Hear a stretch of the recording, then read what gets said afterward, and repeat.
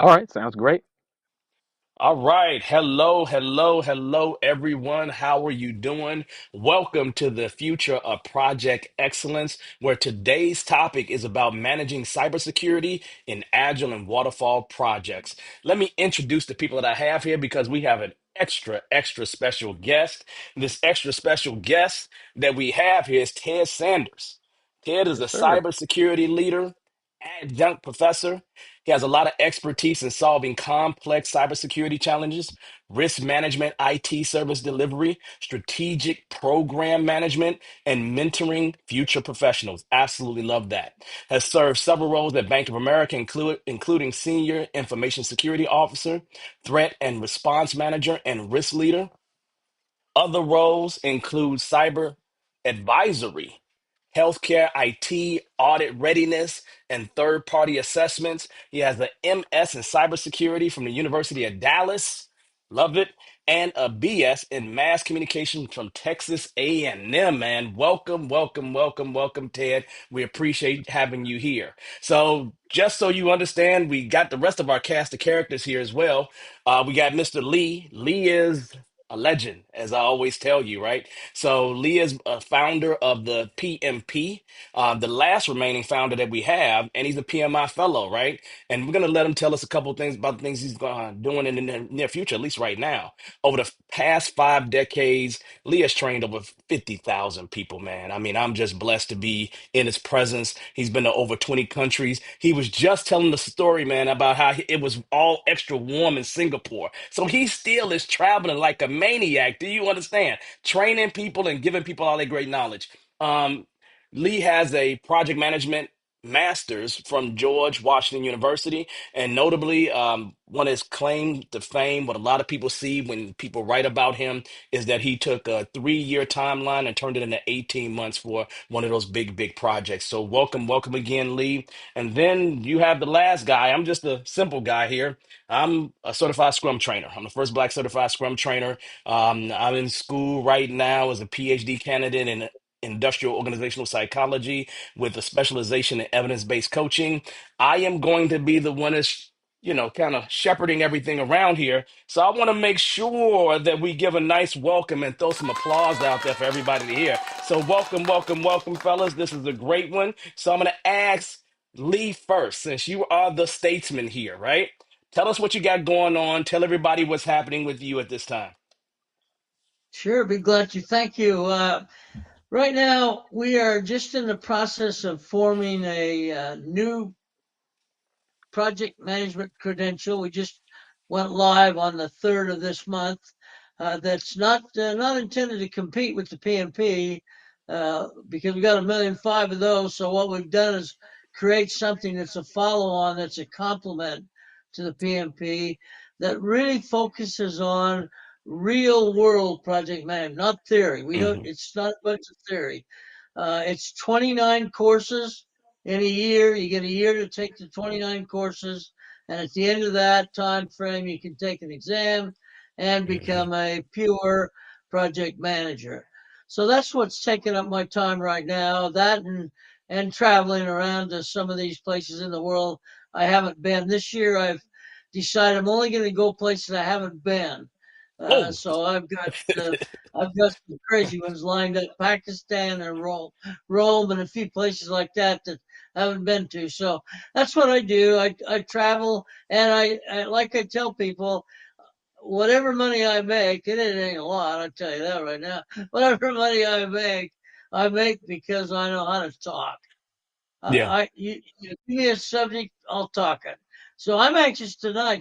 This is not my strength subject, but project management is. So we ought to be able to see how we can tie it all together. Well, here's the deal. Before we do anything else, you got an amazing shirt on. Can you tell us about that amazing shirt real quick so we give some acknowledgement to the fourth person that's not in this room, Mr. John Signo? Lee, I'm asking you to do that because you John, got the shirt on. yeah, it's hard for John not to be talking, I'm sure. And John's, we do a thing called Branded Land, where we try to help people get into the new opportunities. And it started out kind of slow, but all of a sudden, with the positive results that he's been getting from his people that sit for the class, we've got a wave of people now starting to want to get involved with the brand and land Hmm. process. So he's got a book out. He's got a lot of things doing. This is I call it his hobby. I mean, he's a Bank of America guy. So this is what he does in his spare time when he's not down at the gym getting 20,000 steps, and I don't know where he gets that. I mean, he kind of makes me sick when I call him at 5:30 in the morning. He says, "Yeah, I just got done with the gym." Come on, man.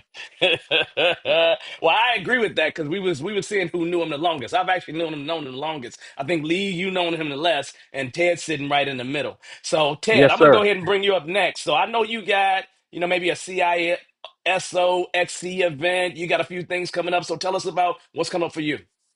Yeah, so two things I want to highlight. I'm really excited about. The first is I've actually launched a brand new podcast, really talking about the intersection of cybersecurity, tech development, and of all things, sneakers. So I'm a big Oh, sneakerhead.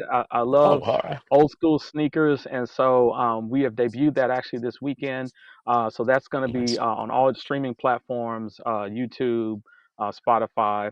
And then also, too, the next thing I want to highlight is a conference that's coming up for those who want to get into cybersecurity. There's a lot of interest in that space right now.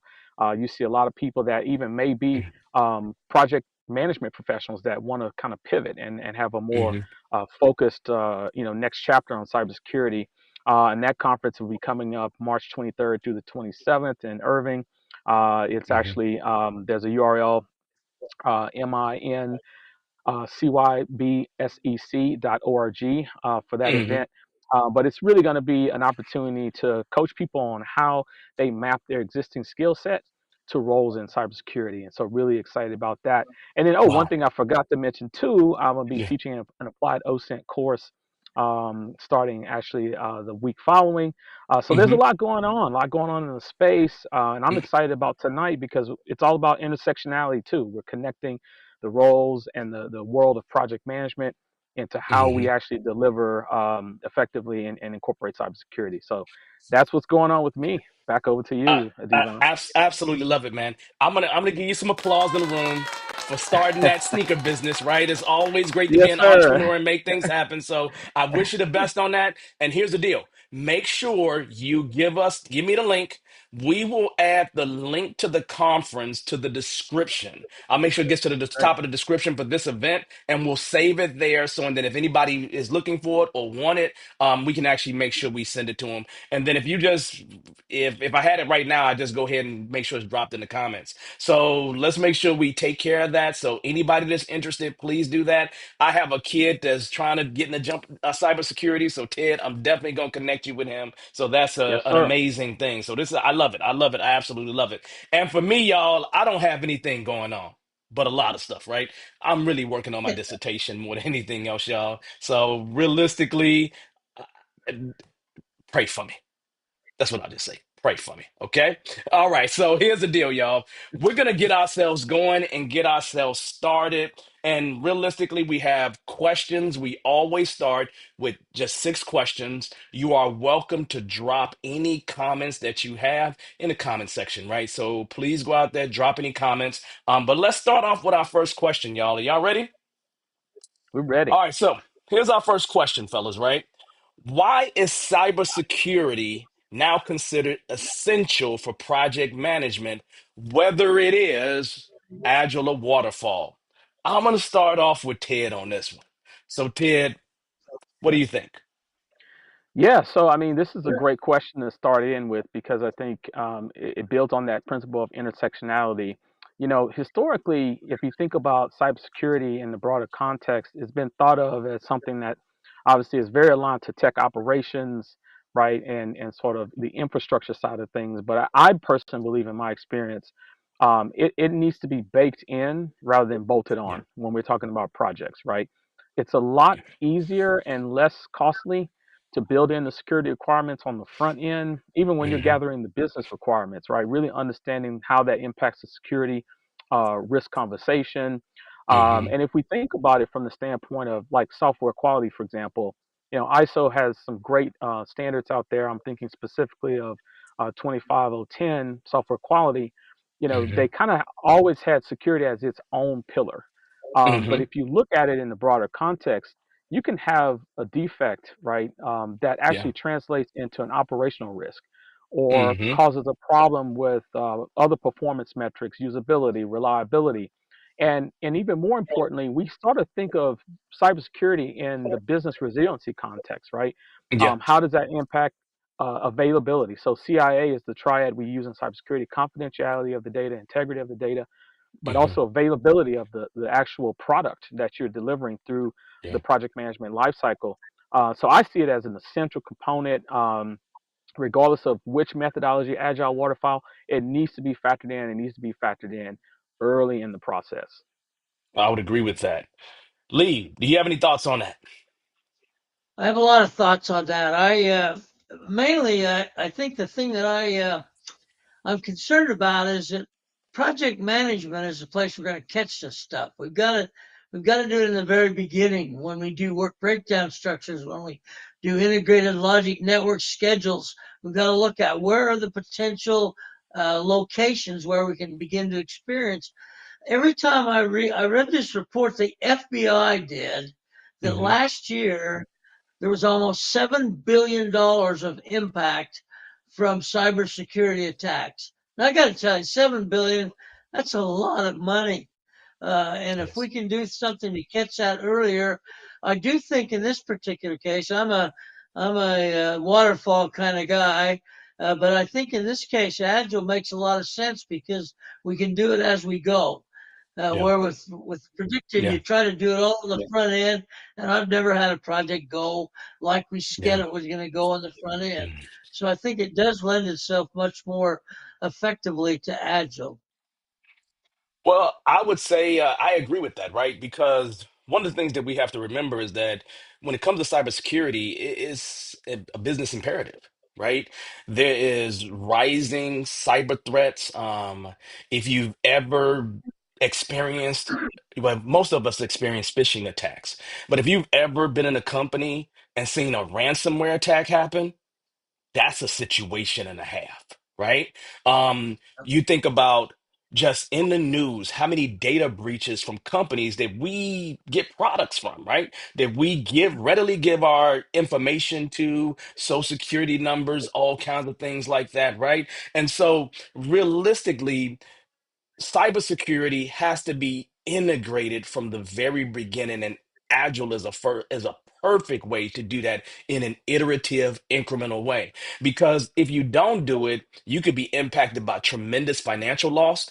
I've seen organizations been hit hard on their reputation, right? You lose your reputation, you can completely lose all your business.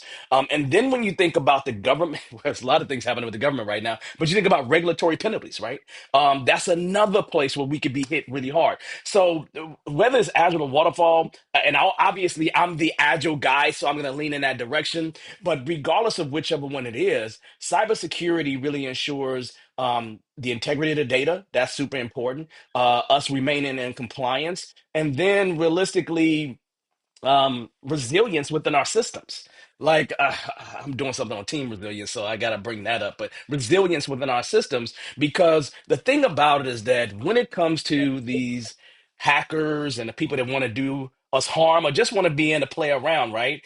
The threat is always evolving. I was having a conversation with one of my buddies today, and I was telling him I'm an immigrant to technology, right? Which meaning I wasn't born in this technology. But you think about my kids, and ultimately when they have kids, man, they have these computers and phones born in their hands. So they type and do things on levels that I had never thought about at this point. And so they are always evolving in some kind of way. So realistically, I really do believe that cybersecurity, when it comes down, is one of the most critical factors that exists. Like we say quality, we always say quality, quality, quality, quality. But I look at quality and cybersecurity as being right up there with each other, and something that you got to think about from the very beginning within the agile space, waterfall space. I don't care how you deliver space. However you're going to deliver, we should be thinking about this, right? Am I wrong, fellas? Am I thinking about this wrong? I know I added a lot of stuff there, but am I thinking wrong here? No, I want to say preach, brother. That's exactly right. They are on the same level, and I would take it a step further. They should be fully integrated, right, in an ideal fashion. Yeah. Through your DevOps, the sec part needs to be, definitely tied into it. And it's interesting that Lee brought up, sort of the iterative nature of Agile. I think it poses unique challenges, and not to get too far ahead into our talking points here and topics, because it also pushes a harder demand on the security application testing teams, right, to Yeah, stay yeah, it in does. lockstep. Yeah, Yeah, and yeah. so there's some impacts to, how we execute the security program that come directly out of the project delivery function, right? And Hmm. we'll talk more about that, but absolutely they have to be on the same page, and have to be lockstep. Agreed. Yeah, we agree with that completely. So it's just one of those things where in today's world, I, if you don't think about it, I just think you're gonna have big problems, man. I mean, realistically, right? Well, I really, really do. if you don't think about it, you won't be around long. Well, yeah, yeah. Some people will go by the way of dinosaurs, and maybe they need to go, right? Maybe they need to go, right? All right, fellas, we got more questions here. So I want to move on to the next question we have. So the second question on the list here is, what are some best practices for integrating risk management into both Agile and Waterfall project governance? What do you all think about that? I think they kind of answered their own question. The problem is we're not integrating it.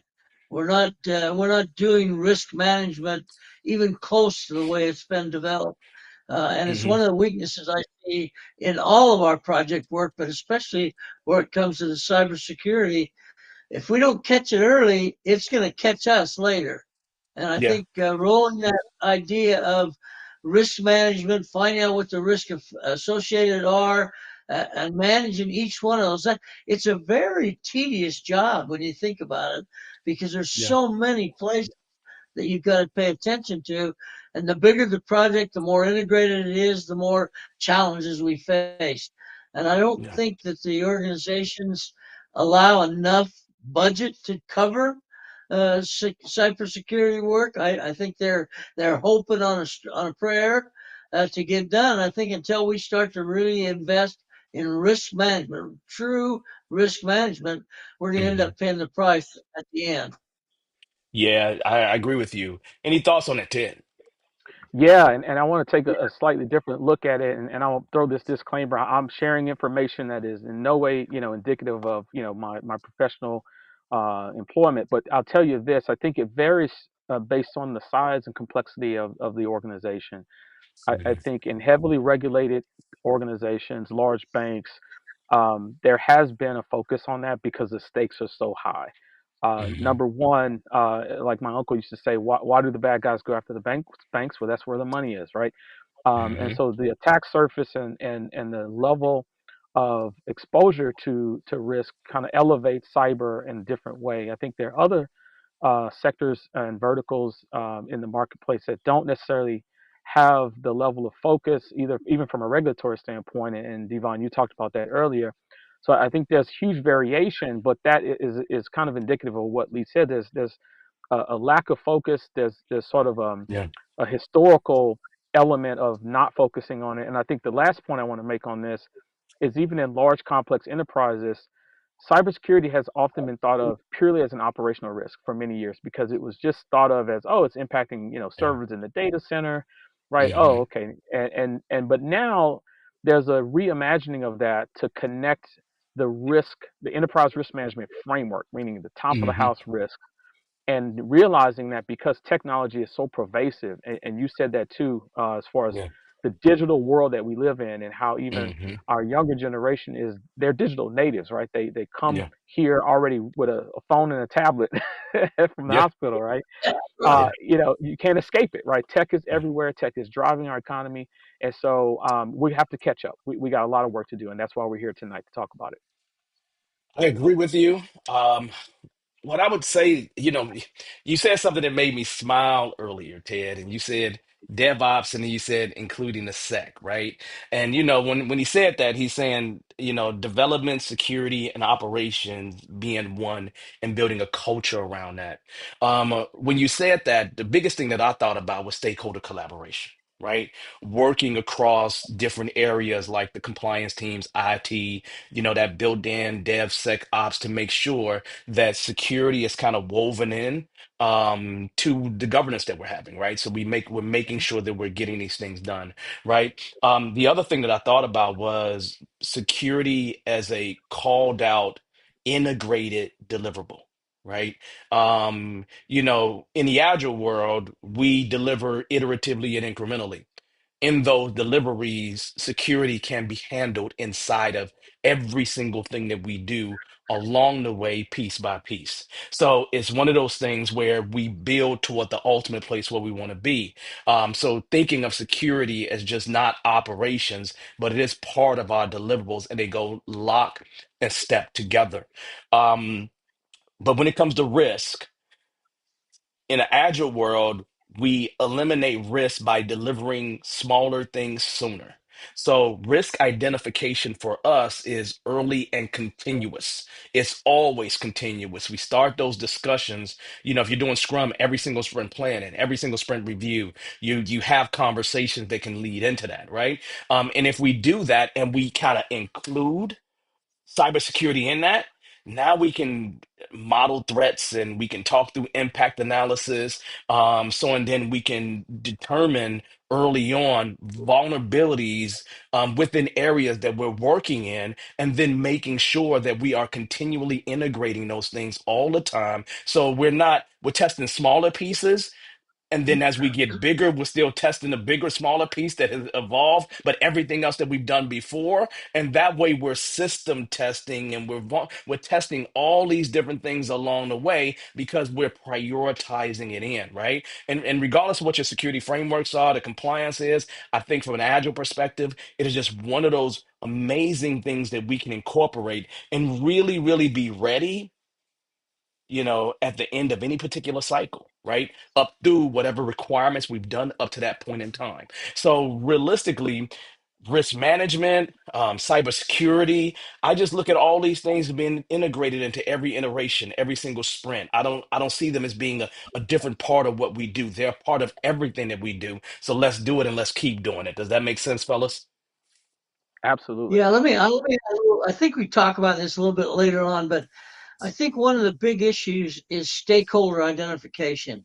If we would follow that thread of stakeholders, then we start to see what our exposure is, and it ripples through the whole organization. But we don't do a good job of stakeholder identification. No. And if we don't do that, then it's very difficult to apply some of these security techniques when we don't even know who's going to be impacted by a Yeah. problem. Yeah, I agree with Yeah, that. that's I mean, I agree with that. Go ahead, Ted. yeah. No, I was going to piggyback on what Lee said about early identification of stakeholder groups, and also I think that expands even in broader contexts when you're talking about third parties that you Hmm. bring into a tech project, right? And that's an area of interest for me. I've spent some time in that space. Hmm. And when we talk about cloud, right, we talk about that Yeah. years ago we thought that was going to go away, but now it's in everything, right? You can expect that for Yeah. most of the application deployments, there will be some sort of cloud element. Yeah. And I think incorporating timelines for due diligence that needs to happen to Mm. do the types of control evaluations for third party applications or cloud components has added to the complexity of project management. Because Mhm. if you're just looking at an internal project, and to Lee's point, hey, I have internal stakeholders, I know those people very well because I work with them consistently. I can identify them quickly. I can build relationship, have conversations. The moment I bring in an outside party, now I got to extend out of my Mhm. four Yeah. Yeah. walls and incorporate them into the conversation. And they may have slightly different views on compliance and expectations around control effectiveness. Mhm. And I have to almost slow down the speed up to get them on board with my regime and my approach to delivering projects. Yeah. So I just wanted to add that into it because I think that puts strain on the security team and the PMO because everybody's now Yeah. having to manage that third party relationship. Yeah. I Well, I agree with think that. the other thing to take into account for that, Ted, is that because of the size of the resource pool available to work on cybersecurity work, you can't be sure who you're going to get. So if you don't do due diligence, you may Right. pay a big price for that. Yeah, and to Devon's point earlier, that price can be big. I mean, you can find yourself in a situation where your entire firm is at risk due to one or two outsourcing relationships that you fail to keep track of Mhm. and monitoring their cyber risk exposure. Yeah, I Yeah. agree. And I like this conversation, fellas, but I know we got to keep moving because we only got so many questions. And we want to make sure we get to all of them, right? So if you're out there, throw a comment out there. We'll be calling for questions. If you got any questions, please drop them in the comments. We have someone monitoring the comments, and we will get to your question for sure. We will leave room for that. So, fellas, let's talk about the next question here. Here's our third question, right? You talked about project. You talked about challenges to projects. So this is the perfect question. I mean, I didn't cue this up. It just naturally happened, right? So what challenges do project professionals face when trying to balance speed and security in project delivery? I'm going to kick that off with the PMP aficionado, right? So what do you think about that, Lee? Well, I think that I think that there's got to be a give and a take. I mean, you have to balance the risks that you're going to take by speeding up. Like we got 3 years done in a year and a half, but there were a lot of meetings that made that happen because Mhm. otherwise you're not going to keep that balance. You can get real fast and deliver crap, or you Yeah. can get real slow and deliver the perfect thing. I think people have to make that decision, and management. I heard to say I'm not sure they understand what it takes to do a good job of cybersecurity on these more sophisticated projects that we have now. I mean, back when I started, I was using an abacus. I didn't have any of this automated stuff, this fancy stuff. Now I got 10-year-olds that can do circles around me with the computer. So people need to understand this is a big deal and a Yeah. very expensive one if you do it wrong. I agree with you. What do you think about that, Ted? Yeah, so it's interesting you mentioned that the abacus. I think sometimes being on project calls, it feels like we're counting with an abacus we go through our milestones. But it's funny because there's always a natural tension, right, between Hmm. speed to market. And the challenge is, you want to be first to market, but you definitely don't want to be first to fail, right? Like you want to deliver in a way that allows you to outpace your competitors. But if you do so without considering these concerns, you do it at great risk to that progress. I think to Lee's point, management has an important role in sort of litigating and Hmm. balancing that risk reward compensation because there's always a trade off, right? You can push harder, but if you miss something and then you have to go back and essentially redo that rework, then you're going to be negatively impacting another metric, right? Which is managing the Yeah. finances of the project. So I think ultimately it really depends on the requirements. It depends on what the success criteria are and what are you trying to measure from a business outcome standpoint. And Hmm. ultimately, reprioritization happens, especially when we talk about agile, continuously as well. And Devon, I love your analogy of this continuous approach to risk monitoring, but also the continuous approach to balancing and rebalancing that Hmm. speed to delivery versus, hey, how much risk are we exposing ourselves to? Yeah. So ultimately, my takeaway is, it requires multiple stakeholders. Management has to weigh in, but increasingly, the cyber team, they have an important role to sometimes slow things down to ensure we don't hurt ourselves. Yeah, I agree. Just Ted, you hurt my heart a little bit there for a moment, All right? right. Come on, 1914 Ace Club. So, All so right. Ace Club. he said, not be the first to fail. And one of the things that we love in Agile is failure, right? But failure being an acceptable part of what we do, right? And so I gotta disagree with that a little bit, but let All me stay right. on topic here, right? So, the challenges that I think about in terms of project professionals and what they will face in terms of speed and security, with time constraints, we know. So triple constraint, you're always gonna be hit with, right? What I would say probably in my space that we deal with more often than we want to admit is the resistance of teams to change. When you're talking about implementing cybersecurity, you're talking about change. You're talking about waterfall teams, agile teams, pick them. They're people. And name the last time that you were a part of any change where somebody didn't resist. So this has got to be built into what we do as well. And it will be one of the challenges that we will face, right? Another thing is that I think is important because I run into this all the time. People just don't know. They're not aware. We sit in these nice, pretty bubbles and pretty cubicles. Most of us sit in our homes right now. And do we really think about somebody hacking us? No, you don't complain about it till it happens. You understand? Once it happens, then you like it shouldn't have happened. But it's like with my cell phone. I expect my cell phone to make calls, man. I expect to not get hacked, right? So there's a lack of awareness in terms of what people are doing. So why the heck would I think about that whatsoever? So we got to educate our people. We got to make sure we bring in the expertise and lead with that oversight so people are aware. And, Lee mentioned about constraints, resource constraints. That's always an issue. And then Ted mentioned complexity. Complexity is another issue. So I agree with what they said. I just don't agree with Ted talking about, The failure. you know, the failure thing, right? The Failure is failure not an thing. option. Failure to me is like you learn that way. You got to fail at something, man. Get it out the Yeah. way. That's Love it. hilarious. Love it. But that's okay. That's That's good. okay. 1914. You still an ace. We good, right? Hey, we still Howard. We still HU on the yard, so it's all good. All right, y'all. So Yeah. let's hit our next question here. Our next question, question number 4. How frequently should continuous testing include security scans and penetration tests be conducted in agile and waterfall projects? Ted, I'm gonna drop this in your lap.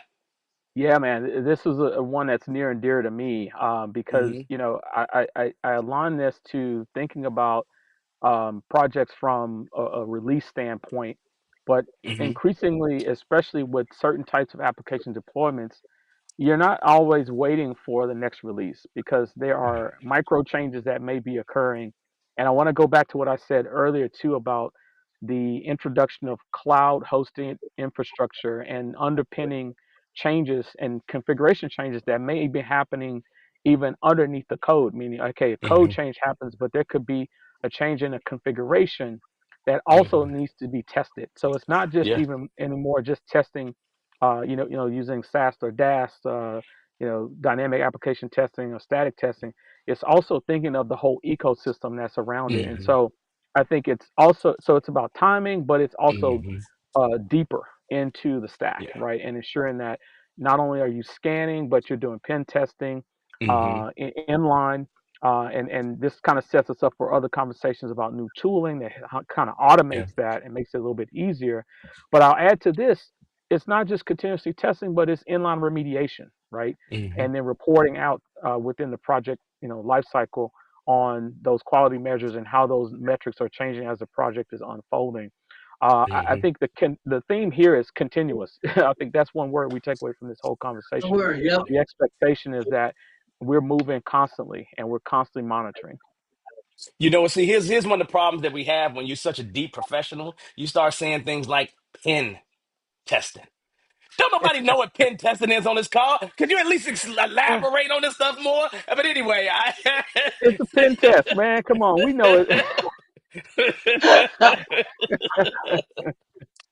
no, I agree Yeah. with you completely, man. Agree completely. Yeah. Lee, you want to add anything to that? Let me add a little. It's kind of in relation to this. The continuous is the right word. That's Absolutely. the answer to your own question. How often should you do continuous testing in a continuous testing environment? Well, duh. So here's my example. I remember when before Agile really hit the street, we did everything in a predictive way, and when we're in a matrix and we're assigning testing people, they're the first ones that slide their schedule. And so they get down Hmm. to the end of the project. There's 6 weeks of testing. They got 2 weeks left on their timeline and wonder why it Hmm. doesn't work. I hate to Yeah. admit this to you, Devon, but the 18-month project, well, you knocked that baby out. Uh, I didn't mention that we had a recall on the Oh. software that read Oh. the glucose levels that Mm, cost us about $50,000. So mm, we rushed it out a little too fast, yeah. but we paid the price. I mean, Yeah. it's like you get to the market with a decent product, or you get to the Hmm. market with a great product. And Hmm. we paid a price for not doing testing when we should. So now I can take that and exponentially increase the impacts in a Hmm. cybersecurity environment, and it's grueling. I mean, it's nasty. Hmm. Yeah, I'd agree. If I was to get this down and take it down to practice for me, if it's in a world waterfall world, I'm probably thinking about that I'm not doing absolute continuous testing. Like I'm probably not, right? I'm probably gonna do it by phase, by any major gates is probably what's going to happen in a waterfall world because they're in the middle of everything as they go through different phases or whatever it is, right? So in the waterfall world, I think a little different. Within the agile space, though, um, at least from probably a Scrum perspective, from an XP perspective, from I mean most of these things perspective, we expect working product at the end of a cycle, Hmm. middle of the cycles, right? And if you're going to have working product, part of working is security included, right? So you should be including that in that. Now, that does mean in a agile world, we can continuously test. So that for me in an agile world becomes a part of what you need to figure out and how you need to implement that ability to continuously test. And when you think about DevSecOps, it should be incorporated in that. So I agree with absolute continuous testing when it comes to the agile space. I can't say I agree completely in terms of waterfall because the way things are delivered ultimately is it's in a very different way. I mean, if you're working on requirements, have you started working on anything realistically? So what are you going to test at that point, right? So it Right. really has to be in some phases at that point. And testing requirements, it's just kind of look at them, right? To make sure that they're right. But other than that, you're not doing much else beyond that. It's this when you get in the meat of the stuff where you start to feel it. And, if you got a development phase or whatever and a testing phase, it's just, I don't know how you do it sooner than that, right? So for me, waterfalls phases. And then when it comes to agile, I think you can definitely continuously do that. Yeah. I think you all would Hey, disagree with me. I want to build on your waterfall example. I think there's one piece that is sort of emerging, and that's this concept of secure by design, right? And what that means is, even in a waterfall example, you Hmm. have security architects that are at the table with the Yeah. solution team. And what Hmm. are they doing? They may not necessarily be testing from like, Yeah. like an application testing standpoint, but they're reviewing the design documents and ensuring they comply with whatever baselines, Hmm. standards. Especially going back to the cloud example, if you're going to run Hmm. workloads in a specific cloud provider that you've looked at, how that should be best architected from a best practice standpoint, and trying to also, threat model the solution, looking for specific security threats that are unique to that solution. What does Yeah. that do? Well, that actually cascades down to when you're ready to test the application. Yep. You already have a threat profile that you can then hand to your pen test team or your application testing team, Hmm. and they already kind of are pre configured to do that testing more Yep. efficiently because they've had those risk attributes or threat attributes handed to them earlier in the process. But totally agree from a principle standpoint, it's very hard to do continuous, right, in a waterfall Hmm. methodology. But you can do exactly what you just stated and do Yeah, all those preparations and get your threat prep models, get, work. get all those things, the prep work done in those earlier phases. And that is a part of what you need to do.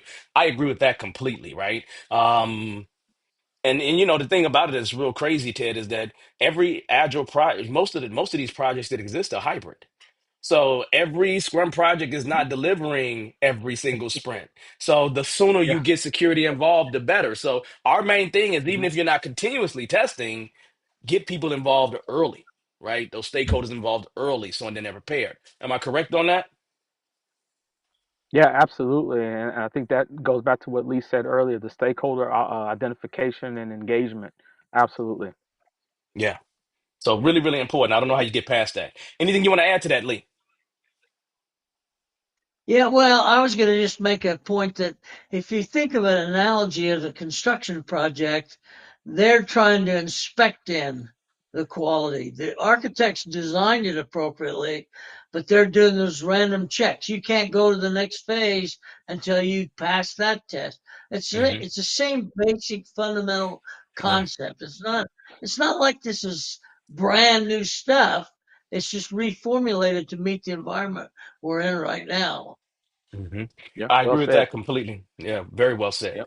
All right, so we got another question here. We got a couple more questions, but I'll ask if there's anyone that has any comments or questions, you're welcome to drop them in the chat. And we have someone there monitoring them, but we will continue talking whether you have questions or not, because I know a lot of people view this after the fact. So that being said, here's our fifth question, fellas, right? How do you ensure that cybersecurity practices remain adaptive and resilient as project needs evolve? Well, you want to take a stab at that one, Lee? Uh, no, actually, I don't. Okay, well, I'll take it to That's 10. fine. That's not a problem.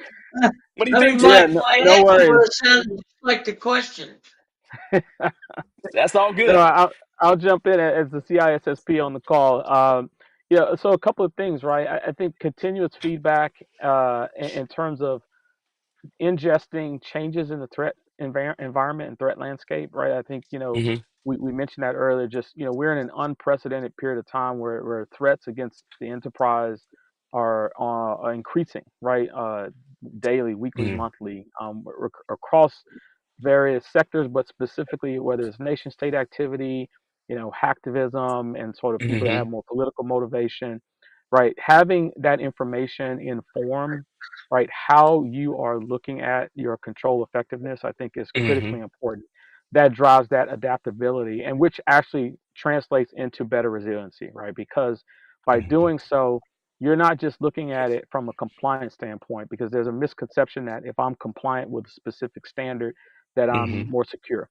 But there are multiple examples of companies who have, air quote, been compliant and have had a Hmm. really bad day in terms of suffering a cyber attack and Yeah. resulting breach. So I think key point here is incorporating continuous feedback, continuous Hmm. input of threats, Hmm. understanding how they could materialize. And Hmm. something we said earlier is, a continuous process of risk analysis and risk evaluation. I Hmm. would also add to that, the continuous testing of controls, whether they be applied to specific projects, but even Hmm. infrastructure level controls that can influence the success of a project and an Yeah. application being deployed, also is kind of factored into that. And the last Hmm. point that I'll make is about management, observability, and visibility, because ultimately Oh, they need yeah, to yeah, yeah, see yeah, how well these controls are performing. And because yeah. ultimately they own that risk and they need to take action or drive action or drive the types of decision making, right, to pivot as you're ingesting through that continuous feedback loop. Well, I would say to you, Let Ted, me that let me give my let me give my simplistic answer. okay, go Go ahead, ahead, go Really Lee. ahead. say said a lot, but I think it can be wrapped up in two things. You got to plan for it, and then you have to have extremely efficient communication. Yeah. Those two things, if you do those Hmm. well, Love that. you can Yeah. take care of it. But Yep. I mean, there's no magic to it. That's why I had trouble with that question. I mean, well, hell, it seemed obvious to me. I got to plan for it, and then I got to make sure we Yeah. communicate. And that's up and down the hierarchy Yeah. of stakeholders, not just one person. That includes Well, anybody that could be impacted by the outcome of that particular problem. Yeah. I Um, agree with you. I agree with you completely. Go ahead, Ted. no, I was going to say that communication piece is so important. In my classes when I teach, we teach about what's called the OSI model in technology. But I always add another layer on top. The seventh layer is applications, but the eighth is the people and the communication aspect. And Lee, Hmm. you knocked that out of the park because if you don't, you're not able to act Hmm. on what you don't know, right? Yes. And if there's so many examples where companies, they had active threat actors in their environment for weeks, and Hmm. maybe one team knew about it, but they didn't share it with the other team, right? And ultimately, Hmm. breakdowns in communications exacerbated the activity of the threat actors, right? And so, absolutely correct. Communication, so important, so imperative, and it's really a pillar by which all of this either succeeds or fails. Very good point. Yeah, and I would say, it's one of those things that with Lee, Lee got so much knowledge in his head, that you know these things, but some of us out in this world that's out here working this world don't know these things, Lee. So you just got to bring them up to us, brother. You just gonna have to do that. It just is what it is, right? Because I wasn't Yep. thinking about management. I wasn't thinking about communication, right? And it's an imperative part of what we do. Something that you said earlier, just obviously comes to my mind: continuous monitoring, that continuous feedback loop. I think of it in my world as a continuous feedback loop, right? So that to me is really important. One of the things that you mentioned earlier, which was also interesting, right? You said about bringing people forward. And that's that shift left thing, right? Where you're taking people that have knowledge that normally is at the end and you bring them toward the front of the process, right? And Yes. then they can be a part of seeing things early on and making sure that we, have responses or we're better prepared for that. So I would say that that's something we actually talked about when we was doing this prep stuff. We talked about shift left. So that would be something that I would bring up. I would bring up the other things that I talked about: training, DevSecOps, making sure people are aware, making sure that security is a part of what we do. The more you can incorporate security into the continuous integration, continuous delivery pipeline.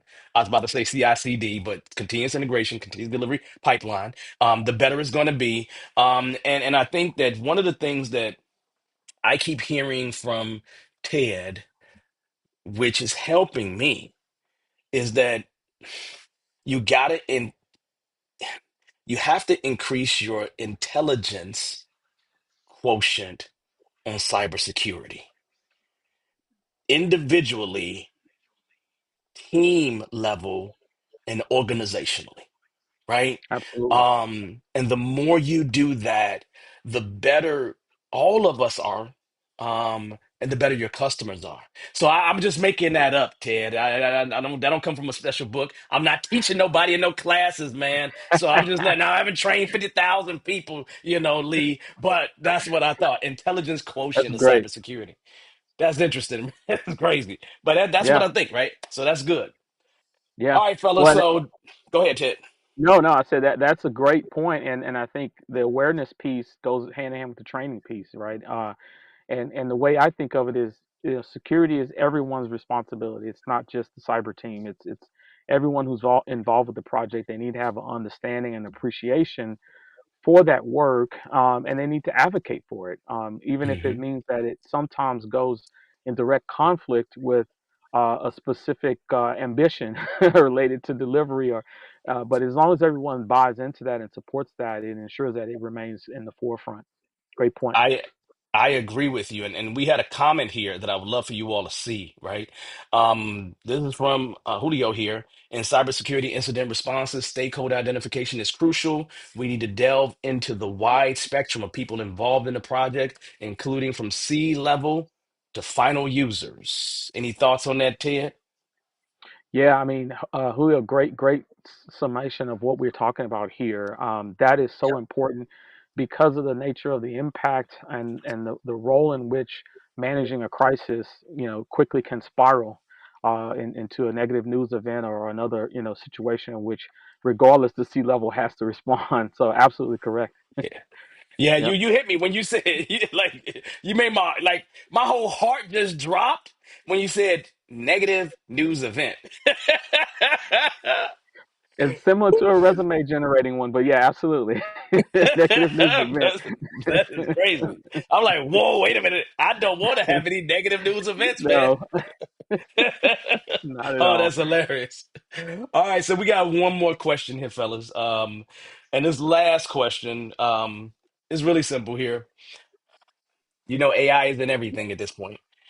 How can AI driven threat detection and automation transform project security without slowing down delivery?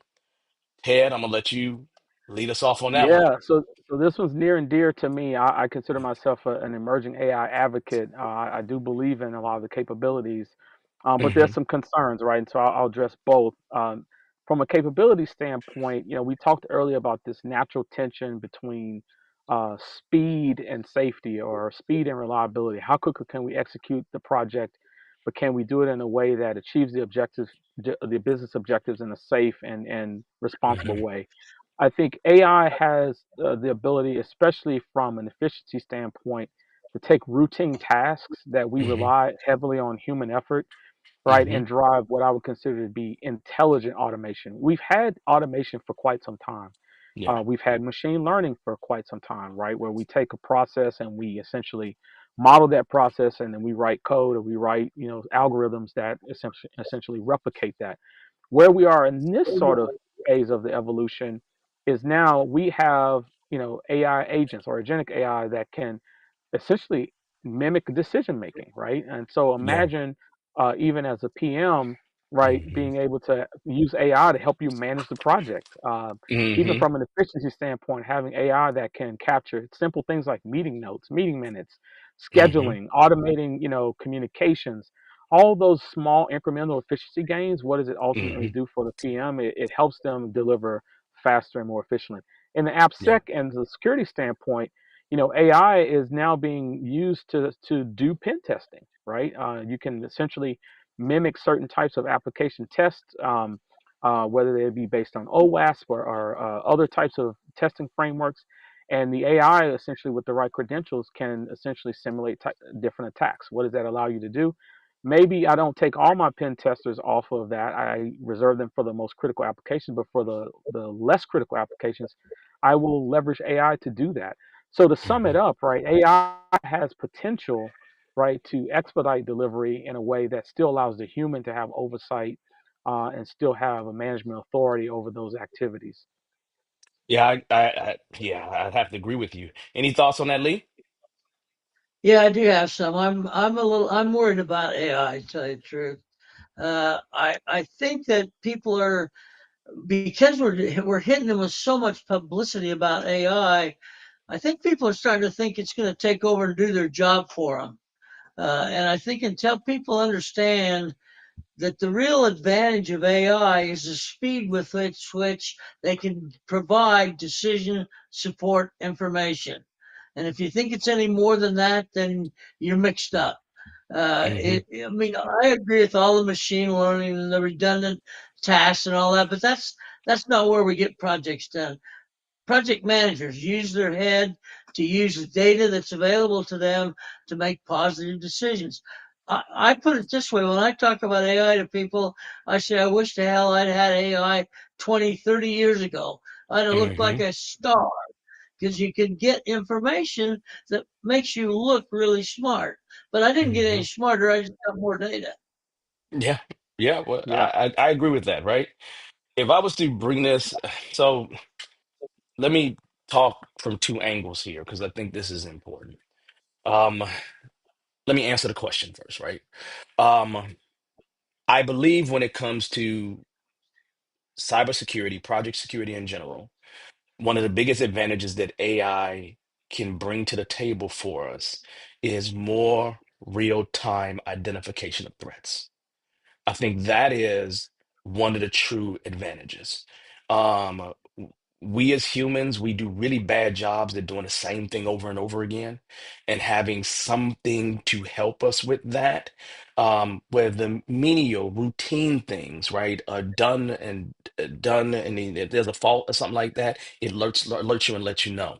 But the things that need our brain to really work on them, I think those things, if the other things were pulled off our plate, it would give us more opportunity to explore the bigger threats, the deeper threats, the other things that are there for us, right? So, I really do believe that AI can bring that to the table for us.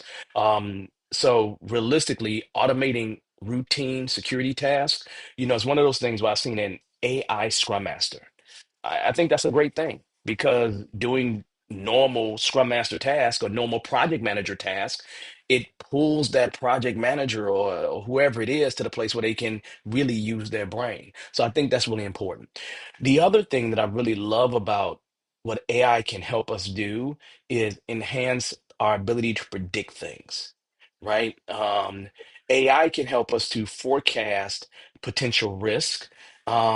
It can help teams to be able to make plans and act before there's really a risk that hits, right? Before a breach really occurs. I meant to say breach really occurs, right?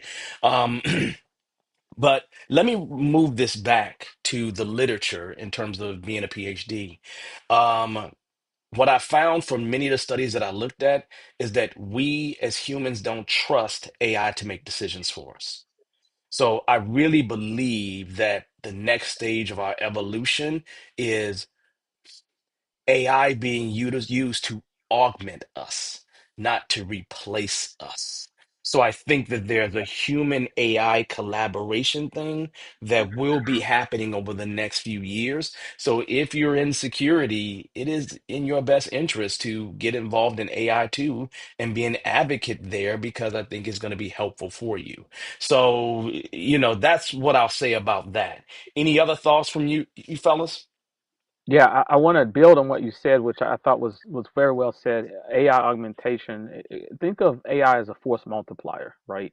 Mm-hmm. um, and taking certain aspects of things that, to your point earlier, we sort of really kind of drudge through, right, and being able to Mm-hmm. offload that right to an agent or a tool. I think the other aspect of it is we talked earlier about agile and how sometimes from an iterative standpoint there's fatigue associated with that. Even from Mm-hmm. like an application testing standpoint, having AI be able to take some of that load, right, allows us to push harder Mm-hmm. with a higher degree of confidence, as long as one thing is in place, proper governance over the AI. And that was the other point I wanted to make. There are risks Hmm. associated with that, right? Yes, Because absolutely. allowing the AI to make decisions has certain potential ramifications, right? If the Hmm. AI is hallucinating or producing results based on faulty data, it also puts additional burden on the security team to Hmm. properly evaluate the AI tools and monitor them as well, right? Because now they become an attack surface, Yeah. right? So imagine, Hmm. you offload decisions to an AI and somebody, is able to successfully attack that AI and feed it bad data, poison it, or Yeah. have it, do something it's not supposed to. And then now, the information it's providing you is corrupt. And Yeah. you as a human, you're trusting it, right, on some level. But Hmm. but ultimately, I think going back to Lee's point, there is concern about AI replacing people, AI replacing. I think AI at some point there will be some convergence, but I think we're a long ways away from that. I think there's a lot of Agree. hype, there's a lot of Yeah. marketing out there, but I think in the short term we will find very unique use cases that Hmm. definitely help at this intersection of cybersecurity and project management. Well, here's the deal. We're at the point where we're about done, but I got a couple questions, and I want to make a quick round of questions. So let me throw a question out here, and we'll start off with you, Ted, on this. And the question is, how can project managers effectively communicate cybersecurity risks to non-technical stakeholders? What do you think about that? Either Ted or Lee? Yeah, so I'll jump in. So key point here, non-technical, right? I tell you this, this is one of the most challenging things to do as a technologist, is Hmm. to really start from the business perspective, right? And then the role that I have, that's really what I do every day, right? Is actually doing a lot of active listening to understand, okay, what is the key concern that this stakeholder cares about? And then let me translate the tech jargon into something that they can understand, right? I think that's critically important. We talked earlier about stakeholder identification, but it's also Hmm. not just identification, but location, like knowing where they are in their Hmm. journey and responsibility area, and then being very creative sometimes in telling a story. You can tell the story with data, you can tell the story from a risk perspective, but ultimately telling it in a Hmm. way that resonates with them, I think, is a really critical piece to do. Well, that's an amazing answer for me. You want to add anything to that, Lee? Well, I use an analogy of a dam where it's got a hole, a plug. plug a dam and it starts water coming out. You plug that one, it pops up over on the other Mm-hmm. side. That's what we're talking about. We Yep. can't really predict everything that's going to happen. So you just keep plugging those holes. Yep. So I Yep. agree with that, fellas, and I think that this has been a super amazing thing. Before we go, though, I want to just show everybody next month, we're going to be talking about guidance for stakeholder influence and executive buy-in. We are going April the 1st. We always go the first Tuesdays of the month. So April the 1st is the next time we'll be live, same time, same place. So make sure you show up and join us. But I just want to give a big, huge thank you. We got a guest here. This guest has been amazing. So I'm gonna go ahead and just give you a little celebration there, Ted. So Love thank it. you for showing up for us. And one more time, tell everybody about the event that's coming up. Yes, the cybersecurity MIC conference on March 23rd to the 27th. If you are interested in pivoting and making a career change in cybersecurity, definitely make plans to attend that, and I'll definitely also share the URL later on for the recording of this as well. Okay. Thank you, Ted and Lee. One more time. You're working on that credential stuff. So tell us a little bit about it. Got to do it. You want to tell us about the It's pure going to credential? be Pure It's credential. going to be, I'll tell you what, it's hit the road running because there's already 700 people have taken the introductory foundational course in about 35 different countries. So Mm, we got a good start, way better than we did on PMP. I'll tell you that right now. Our first okay. PMP group was 55 people, period. Well, you would know, Lee. I am a newbie here. I'm going to say to y'all, I appreciate your time. And fellas, thank you. I think everybody appreciates this. Make sure you watch the replay, everybody. Other than that, we will see you next go round. Thanks, everybody. Y'all have a good one. Thanks, guys. Take care. Y'all take Take care. care.